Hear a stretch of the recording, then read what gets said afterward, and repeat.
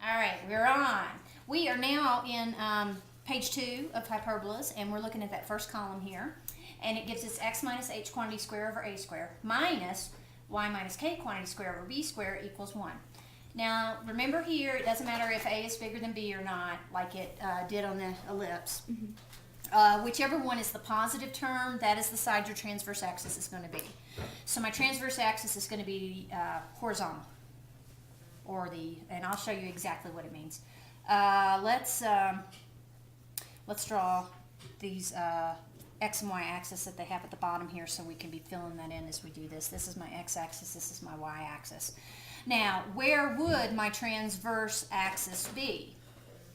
Well, the transverse axis is horizontal. Whenever you do a line that's horizontal, it's y equals some number, right? Well, it's going to be, in this case, it's going to be at y equals k. Okay? Does that make sense? So let's just put our center here at hk. All right? My transverse axis is going to run along this way, just horizontally. All right? And basically, it's going to go from vertex to vertex. And this is my center. And this distance between the center and the vertex is a.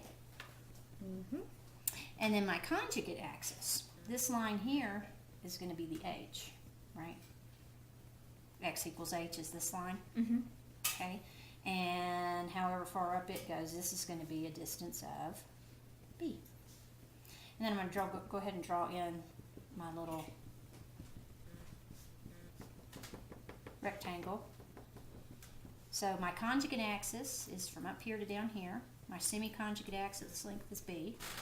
My transverse axis is boom, boom, connects my vertex, and the whole length of that is 2a.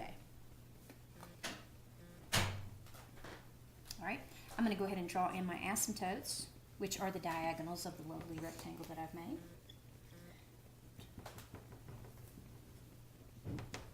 And at the ends of the transverse axis here, that is where the vertex of the hyperbola goes. And it just fits right inside this lovely curve. Okay?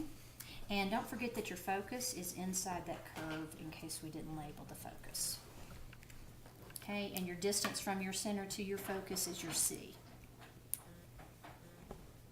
All right? Can we pause that?